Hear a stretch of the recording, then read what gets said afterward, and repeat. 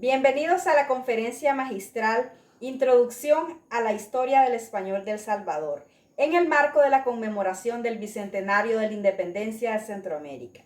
Esta conferencia está a cargo del máster Daniel Rivas Hidalgo, quien es maestro en estudios de la cultura centroamericana por la Universidad del Salvador y máster en lexicografía hispánica por la Real Academia Española. El maestro Rivas Hidalgo es docente de gramática y redacción en la Escuela de Posgrado de la Universidad de El Salvador y es coordinador director de la editorial universitaria de esta Casa de Estudios Superiores. Ha participado en distintos congresos internacionales realizados en Estados Unidos, España, Cuba, Chile, Costa Rica, entre otros países. Sus líneas de investigación son lexicografía en El Salvador, el español de El Salvador y lenguas indígenas de El Salvador.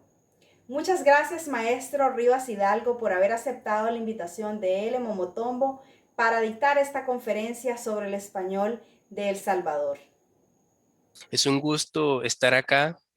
Agradezco la amable invitación de la maestra Rosa Mairena Uriarte y del licenciado Rone Arlanís de la Escuela de la Lengua Española Momotombo en Nicaragua a participar, a dar una conferencia sobre o una charla sobre el español de El Salvador. Es un honor enorme estar acá y poder compartir con ustedes un poco de este conocimiento. Para dar inicio a esta charla, yo voy a tocar un tema y es un tema introductorio a la historia del español de El Salvador. Para ello, yo voy a compartir una presentación, una breve presentación que he preparado para ustedes. Como les he dicho anteriormente, esta charla va a ser introducción a la historia del español de El Salvador. Mi nombre es José Daniel Rivas Hidalgo. Para hablar de la historia del español de El Salvador o la historia del español en El Salvador, pues resulta un tema capital y un tema introductorio para podernos dedicar al estudio ya en materia lingüística del español en sus distintas fases. Por lo tanto, desde esta perspectiva, el estudio de la historia representa un pilar fundamental para entender la manera en cómo se ha configurado el español de El Salvador. Por lo tanto, voy a presentar la agenda que he preparado para esta charla y va a ser una agenda bastante corta, pues porque de una u otra manera lo que yo busco es ser bastante puntual en la exposición. Dicho esto, voy a presentar, voy a presentar los objetivos de este trabajo. Vamos a hablar un poco sobre los siglos del 16 al 18 que están enmarcados bajo una misma etapa y el siglo XIX, que acá por alguna razón pues se ha movido, el siglo XIX. Y por último, presentar algunas conclusiones. Los objetivos que persigo para esta presentación son dos y son bastante puntuales.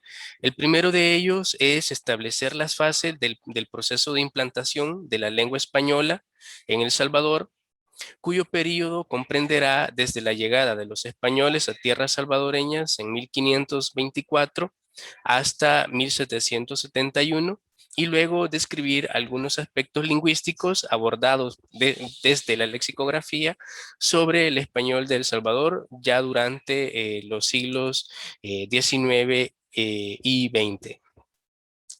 Como pueden ver, estos objetivos son bastante amplios, pero a la vez bastante simples, en el sentido que abarcan una perspectiva ampliamente descriptiva y explicativa.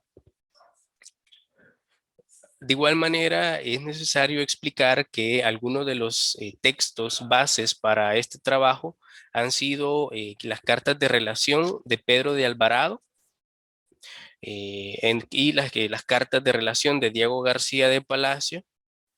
De igual manera, relaciones relación breve y verdadera de algunas cosas, de las muchas que sucedieron al padre Fray Alonso Ponce en las provincias de Nueva España, siendo comisario general de aquellas partes, ¿verdad? Que fue publicado en 1586. Este fue escrito por Antonio de Ciudad Real.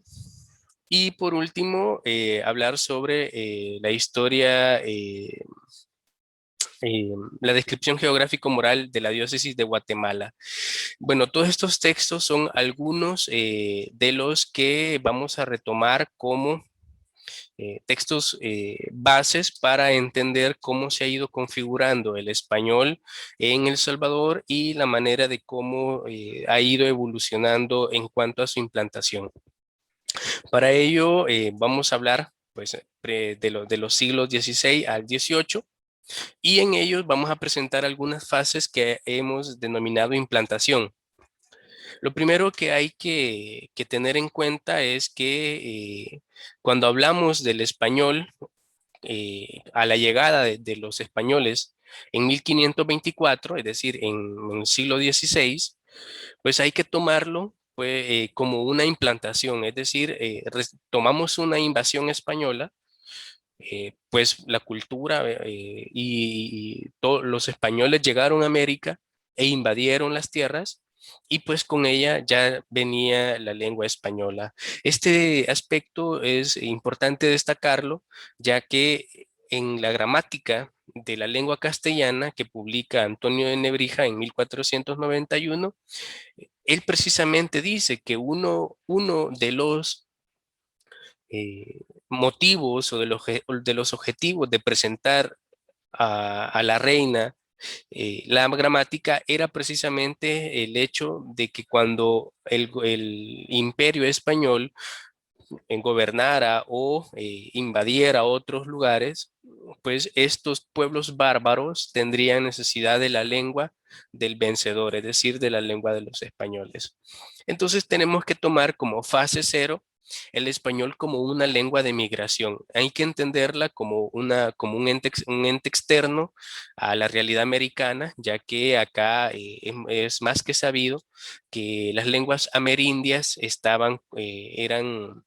eh, son las lenguas autóctonas y por lo tanto todas sus familias lingüísticas, desde los yutonahuas, las lenguas mayenses, las chipchas, etcétera, pues todos estos grandes grupos de lenguas indígenas son precisamente las lenguas autóctonas de las tierras americanas. Por lo tanto, a la llegada de los españoles y en su proceso de invasión, el español viene con ellos, pero como una lengua de migración. Es decir, hay una migración de esta lengua. Sobre este aspecto hay algunos conceptos que subyacen a mucho de lo que ahí pasó y en ellos se puede retomar algunos conceptos como el de desterritorialización cuando hablamos de aquello que aunque se haya migrado uno pues trae consigo eh, todos los patrones culturales aprendidos dentro de la sociedad en la que ha crecido, dentro de la cultura a la que pertenece. No obstante, pues este tema no lo vamos a abordar acá, sino que vamos a ir haciendo más bien una descripción. Por lo tanto, tenemos una fase cero y esta fase cero debe entenderse como el hecho de migración de la lengua española que viene desde Europa hasta América. En el caso específico de El Salvador, las tierras salvadoreñas o lo que actualmente se conoce como El Salvador, que perteneció al reino de Guatemala, los primeros españoles que vinieron fue en 1524 con las expediciones de Pedro de Alvarado y en esta fase básicamente es la base de invasión, la fase que le llaman la conquista española, pero realmente pues fue una invasión. Al hecho, cuando apenas llega el español a estas tierras, entonces se produce un evento que debe entenderse como un contacto cultural o un contacto lingüístico. Actualmente en los estudios sociolingüísticos pues se entiende como contacto entre lenguas lo que va a producir este choque cultural.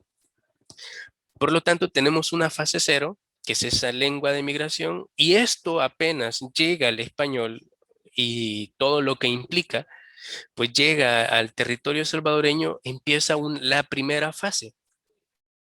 La primera fase y en esta hay que hablar sobre el español de El Salvador o el español como lengua pidgin. Este término, lengua pidgin, se refiere a un evento sociolingüístico en donde hay dos lenguas distintas que son incomprensibles entre sí y lo que buscan es una comunicación rápida, una comunicación que sea eficaz. Y para ello, pues ahí es donde empieza la transferencia léxica entre aquellas palabras que son parte de la realidad del español de El Salvador o del Salvador en ese momento con la necesidad de comunicación. En este aspecto es necesario mencionar algunos elementos externos, como el hecho que, pues para la invasión española, no venían solamente los ejércitos españoles, sino que venían acompañados de un ejército de tlaxcaltecas, es decir, de indígenas mexicanos, quienes conocían la lengua náhuatl. Acá hago otro paréntesis y empiezo a hablar un poco sobre cuáles son las lenguas con las que se topó el español al llegar al territorio que actualmente conocemos como El Salvador. En esta categorización o en este estudio voy a mencionar algunas como por ejemplo el náhuatl o el pipil, que fue la lengua mayoritaria en El Salvador, pero seguida a ellas tenemos alguna presencia de los lencas, de los cacaopera, que eran los tres grupos principales. De igual manera, podemos hablar de grupos como los xincas, que estaban pegaditos a Guatemala y en fronterizo con El Salvador, los chortíes, que estaban en la parte noroccidente, en la parte de Chalatenango, que se llama así actualmente, alguna presencia Pocomam, y pues en el oriente del país los Mangue y estaban también los Uluas. Todos estos pueblos indígenas son lo que se encuentran los españoles al llegar acá, pero como la lengua mayoritaria era el náhuatl y los náhuatl en siglos anteriores habían desplazado a los mayas, obligándolos a irse de estas tierras, la lengua mayoritaria, como lo he dicho, que se encontraron los españoles fue precisamente el náhuatl. Entonces, el primer contacto o el contacto más fuerte que hubo fue entre el español con el náhuatl pipil. Entonces, en este choque cultural, en donde ni los españoles conocían la lengua, ni los indígenas pipiles conocían la lengua española, pues fue un punto de inflexión o un punto de, de comunicación lo que se entabló con los indios que venían de México, los tlaxcaltecas, que de una u otra manera conocían la lengua náhuatl y entonces decían que se parecía mucho al náhuatl mexicano, pero que era un náhuatl hablado más ancestral. Sobre esto y acá, pues, sin hacer también otra exposición que valdría la pena hablar de esto sobre las migraciones que hubo en siglos anteriores de los nahuas o de los yaquis hacia la parte centroamericana, desde México a la parte centroamericana, pues aquí esto es otro tema. Entonces, cuando vienen los españoles y escuchan ese náhuatl, que era un náhuatl antes ancestral, era un náhuatl eh, no clásico, sino que era hablado anteriormente a lo que se hablaba en ese momento en náhuatl mexicano, entonces le llaman el náhuatl pipil. Le llaman los pipiles, aquellos que hablan, algunos dicen la teoría como niños y otros dicen como ancianos, ¿verdad? Entonces está esa eh, mm, por la forma en cómo hablaban. Entonces le hacen esa denominación pipil. Pero el punto es que hablar en esta primera fase, que le denominamos el español como lengua pidgin, a lo que yo voy es el hecho de encontrar un grupo español y un grupo náhuatl y que había una necesidad de comunicación. Estaban comunicándose. Evidentemente había una especie de traducción por parte de los tlaxcaltecas, pero esta comunicación empieza a establecerse y es ahí en donde esta primera fase que las fechas obviamente no son fechas categóricas sino propuestas. Estos primeros 25 años de 1525 tomo con 1525 pues en 1500 en ese año ya se había eh, ya se había am, conquistado, por decirlo así, las primeras ciudades y pues ya se habían establecido los primeros pueblos en El Salvador. Por lo tanto, tomo de referencia esa fecha hasta 1550 como un espacio en donde empieza ese contacto, empieza esa primera relación y obviamente el aprendizaje de la lengua pues va a tomar su tiempo. Seguido a esto, siempre dentro del siglo XVI, empieza una segunda fase y es el español como lengua franca. Si seguimos la explicación, si seguimos la lógica, vamos a entender primero una fase cero en donde el español viene a América, una fase uno en donde el español se encuentra con lenguas indígenas, con otras culturas que son incompatibles. No es como llegar a Brasil, por ejemplo, y entender, ya hablar de ese sesquilingüismo, la capacidad de entender una lengua por su relación, no existía eso. Por lo tanto, empieza a establecerse una lengua pidgin en donde había una necesidad de comunicación. Pero la segunda fase, que como lo he dicho, son fechas, proposiciones, que va desde 1550 hasta 1600, esta segunda fase es el establecimiento del español como lengua franca. Aquí introducimos otro término y este término es importante, pues ya no existía solamente el español como lengua pidgin, es decir, que los indígenas necesitaban entender el español para entenderse con los españoles, sino más bien que para esta fecha, pues ya muchos ya entendían el español se impone y entonces aquella lengua franca que funcionó en los pueblos indígenas de El Salvador, como lo fue el náhuatl pipil, se desplaza y la nueva lengua franca es el español, en donde todos los pueblos, para poderse comunicar, como lo hegemónico era el español o los españoles, los invasores, pues la lengua fue también imponiéndose.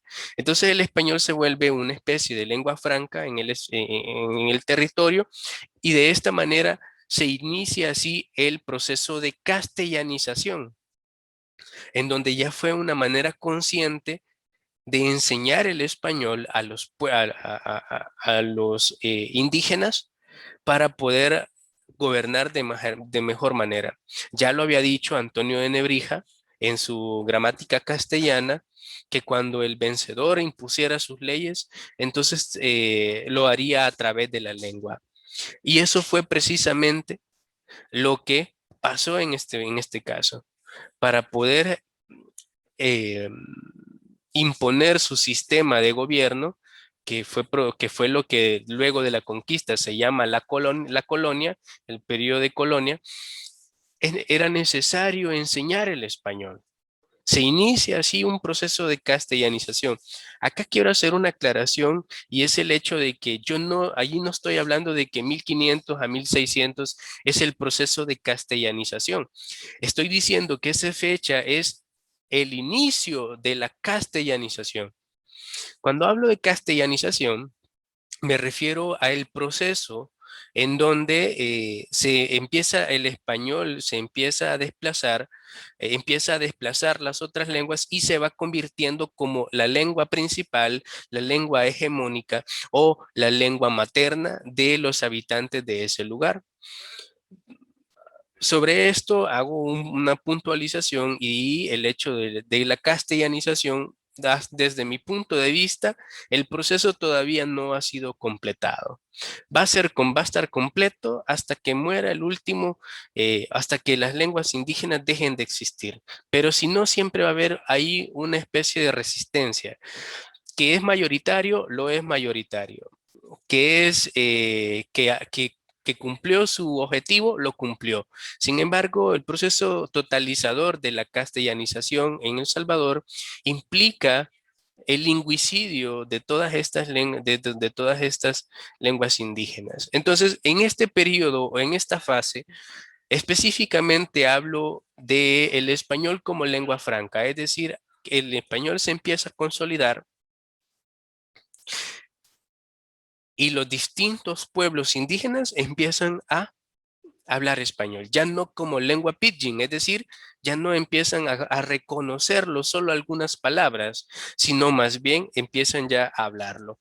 Entonces, cuando ya hay cuando ya ha pasado esos procesos de pidgin, de lengua franca, empieza el español como lengua materna.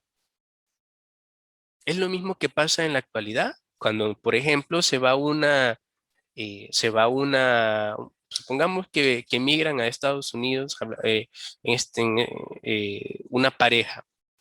Esta pareja llega como, ¿verdad? Como una lengua migrante, como migrantes, y con ellos su lengua, el español, pero entran entonces en un espacio en donde intentan aprender a comunicarse. A eso me refiero, lengua pidgin. Luego, pues adquieren el idioma inglés, algunos, no todos, pero cuando ya nacen los hijos de ellos, por el contexto en el que viven, en donde la lengua hegemónica es el inglés, aprenden inglés y dejan el español como una lengua, como una segunda lengua, como una lengua que se habla en casa. Entonces, en esta fase 3 pasa lo mismo. Los hijos de las mujeres indígenas violadas son los que adquieren el español como lengua materna. Evidentemente, muchos de ellos aprenden también el idioma indígena por la crianza que le da su madre en la casa. Muchas, ¿verdad?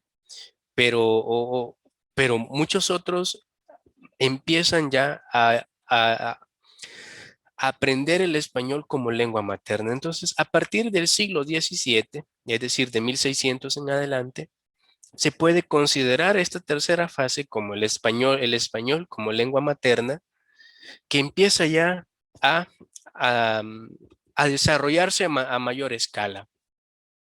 Todo este siglo XVII, pues, sucede de esa manera. Y entonces llegamos a la fase 4, que es ya en el siglo XVIII, en donde podemos hablar del español como lengua mayoritaria. En todo esto, yo solo estoy hablando de descripción histórica sobre lo que ha ido pasando o de la propuesta que hago de los sucesos del español. Evidentemente, acá no he abordado cuál ha sido el proceso de transferencia, qué es lo que ha pasado, por ejemplo, en el texto de la Carta de Relación de Diego de Palacio, en donde él hace lo que se llaman hidden glossaries, que en español se traduciría como glosarios escondidos, en donde a través de sus cartas, él empieza a señalar algunos nombres de las realidades americanas. Por ejemplo, cuando dice que del petate, del mecate, que el tunalmil, empieza a describir algunos nombres propios que son parte de la realidad americana y como lo que necesita es darlos a conocer, entonces ofrece una definición, pero no lo hace de manera organizada, sino que es una carta, entonces por eso se le llama glosario escondido, porque está metido entre todo el texto. Lo mismo pasa con el texto de Antonio Remesal o Antonio de Ciudad Real, pasa lo mismo. Hay una transferencia léxica de todos los indigenismos que, que empiezan a quedarse en la lengua española. Todo este proceso de americanización ya en algún momento pues lo ha trabajado el doctor Ramírez Luengo cuando habla de los distintos procesos de gramaticalización, de lexicalización, el proceso de los préstamos lingüísticos, todo este proceso, pero ahora mismo solo estamos haciendo una descripción histórica. Dicho esto, cuando llegamos a 1771, haciendo una remembranza, podemos establecer, seguir la cronología de las fases. Fase 0 llega al español. Fase 1 se usa el español como lengua pidgin, es decir, los indígenas empiezan a aprender el español. Fase 2 empieza el español como lengua franca. Fase 3 el español como lengua materna, de 1600 en adelante. Llegamos a una fase 4 en donde el español ya funcionaba como lengua mayoritaria. Al principio hablé del corpus que he utilizado y entre ellos se encuentra la descripción geográfico-moral de Cortés y Larraz, en donde en 1771 llega el obispo a Guatemala y él dice que lo primero que va a hacer es dar un recorrido a las distintas parroquias de lo que compone el reino de Guatemala por ser el nuevo arzobispo y entonces les envía una carta en donde les hace preguntas muy específicas. Por ejemplo, les pregunta de cuáles son los vicios más notables, pero entre toda esa lista de 10 preguntas, la número 3 es cuáles son las lenguas que se hablan en esa parroquia. A partir de ese texto, en un estudio que he elaborado, pues presento una tabla en donde de todas las parroquias, que son 31 parroquias, más del 90%, la respuesta a esa pregunta del arzobispo, al arzobispo era de que la lengua mayoritaria era el español y que en algunos casos los indios utilizaban su lengua materna, él le llama su lengua materna, que en ese caso sería la lengua indígena, la usan para eventos cotidianos. Pero luego de revisar cada uno de los 31, de los 31 parroquias, podemos ver que el español ya se había implantado, ya está funcionando como lengua mayoritaria. Y eso significa que el proceso de castellanización que inicia en 1550, en el siglo XVI, para 1771 ya había cumplido su cometido. Esto que estoy hablando de los 200 años, es decir, de 2 siglos que dura el proceso de castellanización, es muy parecido a lo que presenta el doctor Luis Fernando Lara en un estudio en donde él dice, el proceso de castellanización en México dura 2 siglos. Pues en El Salvador podemos decir también que el proceso de castellanización dura 2 siglos. Es estos siglos en donde empieza a enseñarse el español. Aquí es necesario, evidentemente, hablar de cuáles fueron aquellas motivaciones, digámoslo así, en el proceso de castellano. Uno de ellos fue la cristianización de América. La imposición de una nueva cultura de la española no solamente era sus leyes, sino también sus creencias. Y en ese proceso de cristianización, pues viene consigo la lengua. Por eso es que muchos padres venían y hacían y aprendían la lengua de los indígenas porque dentro de su concepción era más fácil enseñarles el español a partir de su lengua. Fue una estrategia que tomaron. Entonces podemos decir que para 1771 este proceso ya estaba casi completado. Luego viene el siglo XIX y en el siglo XIX hay una ruptura clara en lo que pasa en el español. ¿Qué es lo que pasa? En 1821, la independencia de América. En El Salvador, la imprenta llega en 1823 y en 1874 se funda la Academia Salvadoreña de la Lengua.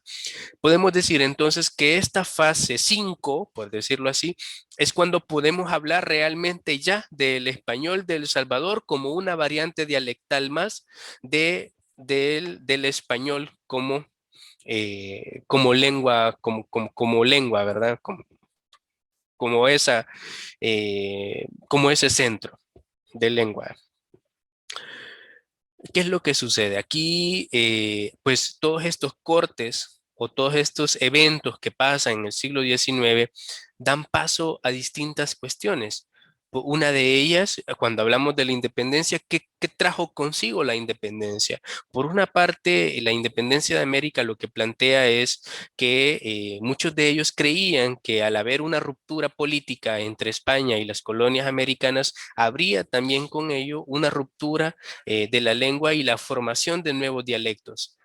Lo mismo que había sucedido con el latín. Con el latín se habían formado nuevas lenguas que dan como resultado el francés, el italiano, el portugués, el español, el dálmata, retorromano, etcétera. Creyeron lo mismo. Entonces empiezan dos ideologías fundamentales y estas ideologías son como tal la ideología unionista y la ideología separatista. La primera creía que había que unificar eh, el idioma de manera que no se perdiera. Y las segundas decían que no, que había que crear idiomas nacionales.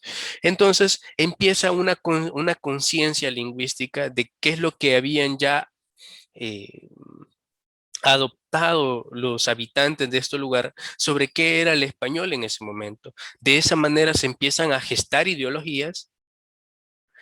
Por ejemplo, una de estas ideologías es la ideología monolingüística, en donde se quería hacer creer que la única lengua que se hablaba era el español. Y esto de una u otra manera implica la anulación, implica la anulación cultural y la anulación lingüística de otros pueblos. Y esto lo podemos ver en la actualidad, cuando preguntamos, por ejemplo, qué lengua, si hicieran la prueba de venir a El Salvador y preguntar qué lengua se habla en El Salvador, la respuesta sin mayor duda sería español. Pero de esta manera se niega así las comunidades indígenas que hay en Sonsonate, donde todavía hay nahuablantes que han adquirido el náhuatl como lengua materna.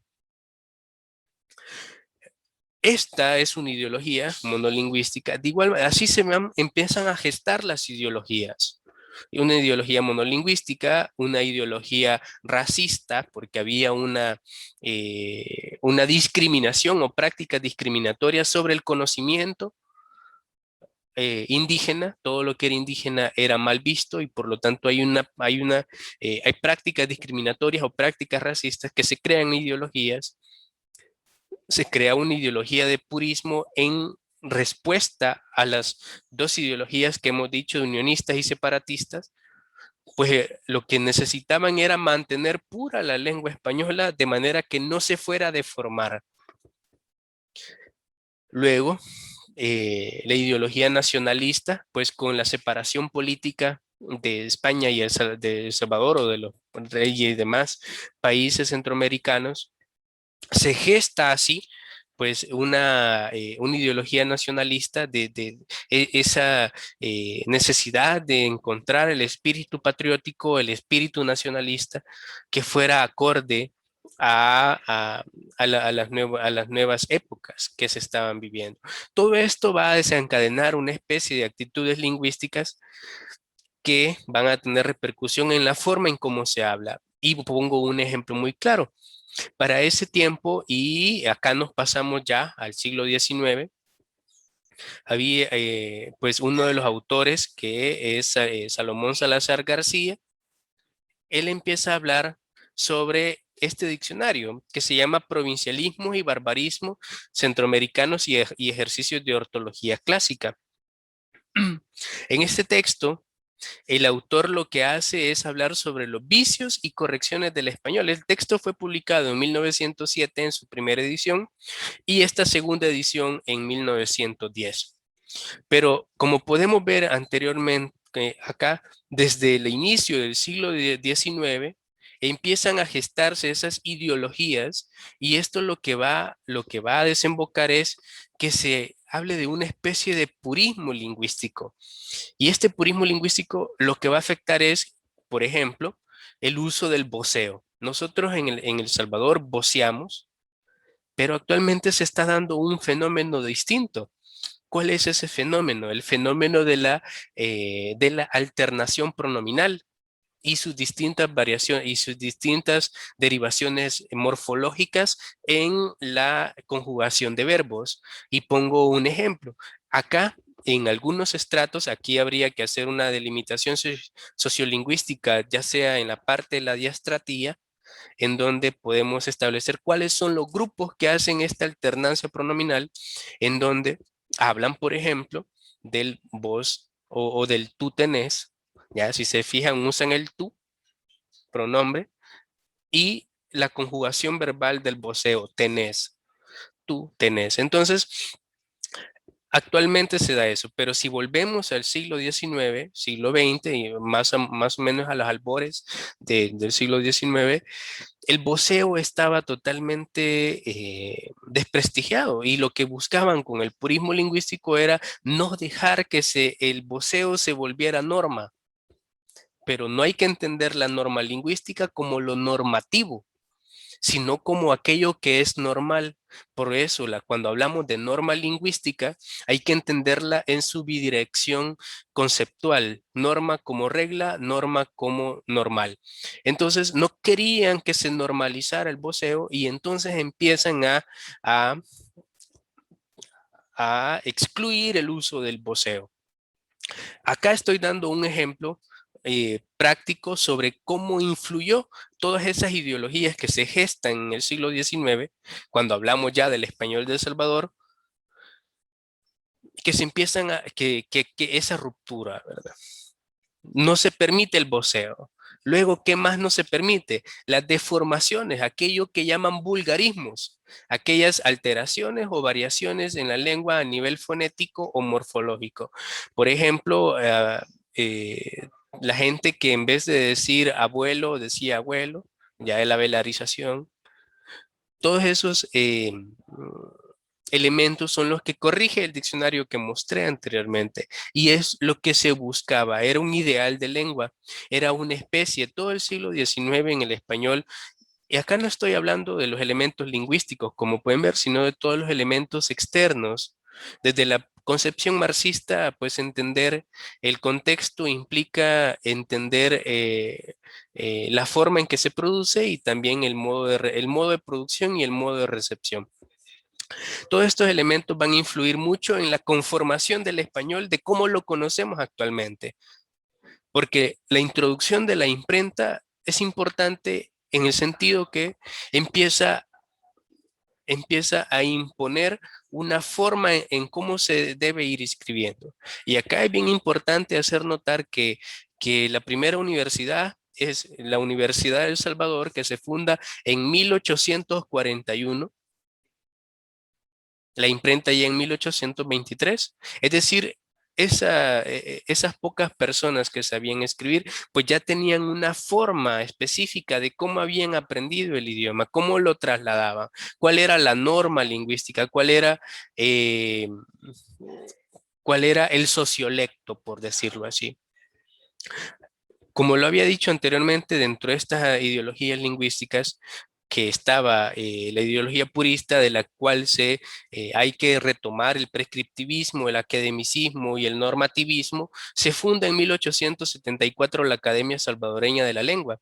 cuya función principal era mantener la unicidad de la lengua española. Hay que recordar que el lema anterior de la Real Academia Española era limpia, fija y da esplendor. Limpia, fija y da esplendor. ¿Limpia qué? La impureza. Por eso se habla en ese momento de vicios. Por eso se habla de la pureza del lenguaje y por eso al hablar mal se caían las impurezas. Entonces la Academia Salvadoreña de la Lengua tiene replica esta ideología y empieza a, eh, a promover el buen uso de la lengua. Pero con esto, el buen uso, retoman el canon español, no aquello que se estaba gestando o que se había empezado a gestar ya como el español de El Salvador, como una variante dialectal más de la lengua. Pues como pueden ver, todo este siglo XIX es un siglo de muchos cambios, de muchas rupturas, de muchas cosas, y llega entonces el siglo XX, acá, que no lo... Llega entonces el siglo XX aquí. En el siglo XX ya todas estas, y hablo de la primera mitad nada más, empiezan a replicarse algunos elementos en la literatura. Hay que recordar también que la literatura salvadoreña en el siglo XIX pues fue muy escasa. Uno de los primeros poetas, podemos mencionar a Miguel Álvarez Castro, o algún, en dramaturgia podemos mencionar a Francisco Díaz, pero es poca la producción literaria. Alguna producción se encuentra en el texto de su compatriota Rivas Mayorga, quien hace 3 tomos de lo que llama la Guirnalda salvadoreña, una antología poética en donde recoge autores de la época y ahí se puede ver también cuál era el uso que ellos, esos cantos, esas odas, ese uso tan español, todo lo que era local era desprestigiado o no estaba elevado a manera que pudiera tener eh, la suficiente, el suficiente estatus. Por lo tanto, hay también otro tratamiento en el diccionario de Salazar García, en donde todo lo que él considera, no solo lo que él considera incorrecto lo censura, sino también muchos préstamos lingüísticos, porque estamos hablando del purismo, ¿verdad? Y el purismo lo que hace precisamente es evitar la incursión de léxico extranjero y también evitar la variación dentro de la misma lengua.